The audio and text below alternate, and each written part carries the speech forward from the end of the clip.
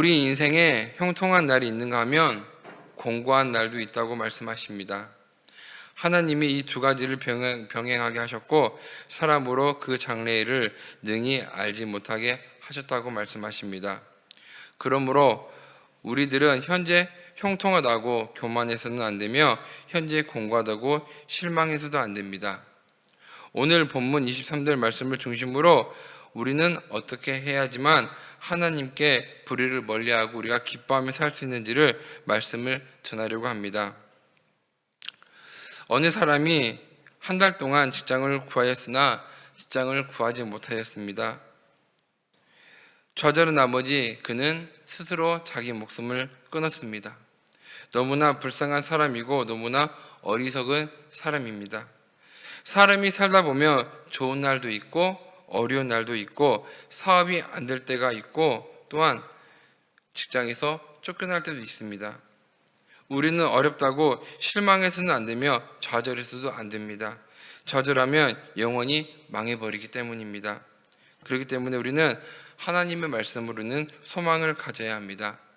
다시 일어설 수 있는 희망을 가져야 합니다. 해낼 수 있다는 자신감을 가져야 합니다. 그리고 서로 힘으로 합해야 합니다.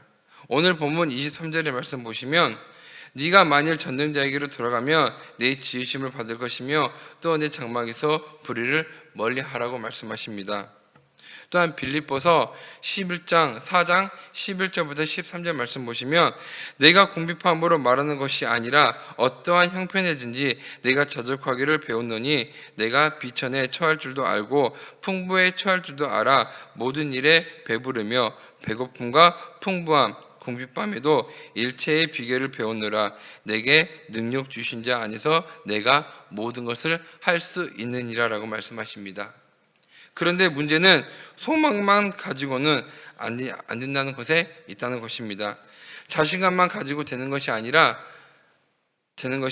아니라고 하는 데 있는 것입니다.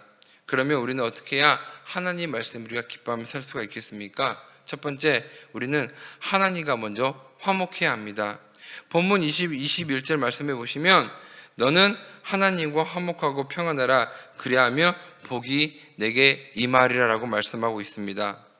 다시 우리가 기뻐하려면 하나님과 화목해야 합니다. 왜냐하면 인간의 모든 불행은 하나님과 불화한 데 있기 때문입니다. 아담의 범죄로 말미암아 여자는 해산의 고통이 왔고 남자는 땀을 흘리는 고통이 찾아왔고 땅은 가시와 엉겅퀴를 내게 되었고 인류 전체에는 질병과 죽음이 왔다고 창세기는 말씀하고 있습니다. 또한 다윗은 우리아의 아내 밧세바를 범하였습니다. 그 아내를 빼앗기 위하여 우리아를 죽였고 그 아내를 빼앗았습니다. 그 결과 하나님의 징계로 밧세바의 몸에서 난 첫 아들이 죽었습니다.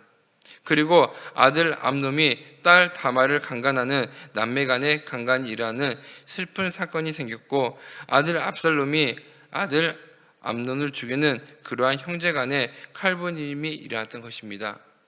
뿐만 아니라 더욱 슬픈 것은 아들 압살롬이 아버지의 다윗을 반역하는 부자 간의 칼부림이 있었고 결국은 압살롬이 죽임을 당하는 슬프고도 비참한 사건들이 다윗에게 계속 일어났던 것입니다. 이토록 죄의 결과는 인류 전체를 비극으로 몰아넣었고 한 가정을 엄청난 환란으로 몰아넣었고 하나님과 원수가 되도록 만든 것입니다. 어려움이 있을 때 하나님과 사이에 뭔가 막힌 것을 있는지를 우리는 살펴보아야 합니다. 하나님 앞에 지은 죄가 무엇인가를 깊이 생각해 보셔야 합니다. 막힌 것은 뚫고 지은 죄는 회개해야 합니다. 그래서 하나님 우리는 화목해야 합니다. 너는 하나님과 화목하고 평안하라 그리하면 복이 임하리라. 아멘. 회개하면 하나님과 화목하게 되었고 막혔던 것이 뚫어지게 되고 무뎌진 사업이 다시 흥하게 되고 잃었던 직장 우리가 다시 얻게 될 수 있는 것입니다. 철저하게 주일 성수하지 않았던 죄, 열심히 기도 않았던 죄, 뜨겁게 충성하지 않았던 죄, 11조를 드리지 않았던 죄, 감사하지 않았던 죄, 서로 싸우고 미워하였던 죄악들을 철저히 회개하여 하나님과 화목하시기를 주님의 축복합니다. 그러면 다시 주님이 기뻐하시는 복을 우리가 받을 수가 있는 것입니다. 두 번째, 하나님과 화목하려면 교훈을 받고 그 말씀을 우리는 마음에 두어야 합니다. 본문 22절 말씀 보시면 청하건대 너는 하나님의 입에서 교훈을 받고 하나님의 말씀을 내 마음에 두라고 말씀하고 있습니다. 다시 기뻐하려고 하면 그 입에서 교훈을 받아야 하고 그 말씀에 마음을 두어야 합니다. 그 입이 교훈을 받고 그 말씀을 마음에 둔다고 하면 항상 말씀을 마음에 새기는 것이고 말씀에 순종하여 말씀대로 사는 것을 말하고 있는 것입니다. 시편 119편 105절 말씀 보시면 주의 말씀은 내 발의 등이요 내 길에 빛이시나이다라고 말하고 있습니다. 주의 말씀은 내 발의 등이라 하셨고 내 길에 빛이라고 말씀하시는 것입니다. 말씀이 없는 자는 캄캄한 밤중에 등이 없는 자와 같습니다. 캄캄한 밤중에 빛이 없는 자와 같다. 소망이 없는 자다. 결코 다시는 일어서지 못하는 것입니다. 그래서 잠언 4장 19절에 악인의 길은 어둠 같아서 그가 거쳐 넘어져도 그것이 무엇인지 깨닫지 못한다고 말씀하신 것입니다. 그러나 하나님의 입의 교훈을 받은 자, 말씀을 마음에 두는 사람은 흑암 중에서도 빛이 비춰질 것입니다. 환난 중에도 다시 우리가 기쁜 소망이 있을 것입니다. 하나님의 입의 교훈을 받기 위해서 말씀을 마음에 두기 위해서는 열심히 말씀을 읽어야 하고 또한 목사님이 말씀하시는 말씀 우리가 열심히 듣고 받아들여야 합니다. 그리하면 하나님과 화목하게 될 것입니다. 소망의 빛이 환하게 비치게 될 것입니다. 그렇다면 다시 일어서는 축복이 우리에게 임할 줄로 믿습니다. 그러므로 말씀을 마음에 두고 순종하시기를 바랍니다. 그래서 다시 기뻐하시는 놀라운 복을 받으시기를 바랍니다. 세 번째, 하나님과 화목하려면 세상의 것에 우리는 소망을 두지 말아야 합니다. 우리 본문 24절부터 26절까지 다 같이 읽겠습니다. 24절부터 26절까지입니다. 내 보화를 티끌로 여기고 오빌의 금을 계곡의 돌로 여기라. 그리하면 젖는 자가 내 보화가 되시며 내게 고귀한 은이 되시리니 이에 네가 젖는 자를 기뻐하며 하나님께로 얼굴을 들 것이라. 아멘. 보배를 진토에 버리라고 말씀하십니다. 금을 강가 돌에 버리라고 하셨습니다. 그러면 하나님이 보배가 되신다고 말씀하고 있는 것입니다. 하나님이 더 좋은 곳으로 갚아주신다고 말씀하고 있는 것입니다.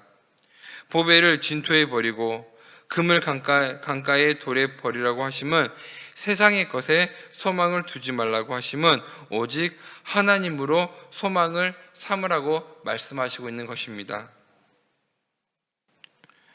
야고보서 4장 4절 말씀 보시면 가늠하는 여인들이여 세상에 벗된 것이 하나님과 원수됨을 알지 못하느뇨. 그런즉 누구든지 세상과 벗이 되고자 하는 자는 스스로 하나님과 원수가 되게 하는 것이라. 그러므로 우리가 하나님과 화목하기 위해서는 필연적으로 세상의 것으로 소망을 두지 말아야 합니다. 하나님과 원수가 되고서는 결코 형통할 수가 없고 다시 일어설 수가 없고 소망이 없고 언제나 절망뿐일 것입니다. 보배를 진토에 버리고 금을 강가 돌에 버릴 때에는 손해를 보는 것 같으나 그것이 하나님과 화목하는 길이요 그것이 다시는 흥하는 길이요 그것이 다시 일어설 수 있는 길이기 때문입니다. 우리가 그렇기 때문에 세상 것에 소망을 두는 것이 아니라 오직 하나님과 화목하고 하나님 말씀에 우리가 소망을 둬야 합니다. 말씀을 마치겠습니다. 오늘 말씀 23절의 말씀 보시면 내가 만일 전된 자에게로 돌아가며 내가 짐을 받을 것이며 또 내 장막에서 불의를 멀리한다고 말씀하고 있습니다. 어려워진 우리 가정이 다시 흉해야 되고 어려워진 우리나라가 다시 기뻐해야 하고 어려워진 우리의 교회들이 다시 부흥해야 합니다. 그러기 위해서는 하나님과 먼저 화목해야 합니다. 죄가 있으면 결코 하나님과 화목할 수가 없고, 말씀을 순종하지 않으면 결코 하나님과 화목할 수가 없고, 세상에 이것에 소망을 두고서는 결코 하나님과 화목할 수가 없습니다. 하나님과 화목하지 않고서는 결코 다시는 우리가 말씀에 기뻐할 수가 없고, 결코 다시 일어설 수가 없습니다. 살아가는 행복한 성도 여러분, 죄를 회개하고 하나님 말씀에 순종하고 하나님으로 소망을 삼음으로 하나님과 화목하며 다시는 기뻐하시는 하늘의 신령한 복을 받으시기를 주님의 이름으로 축복합니다.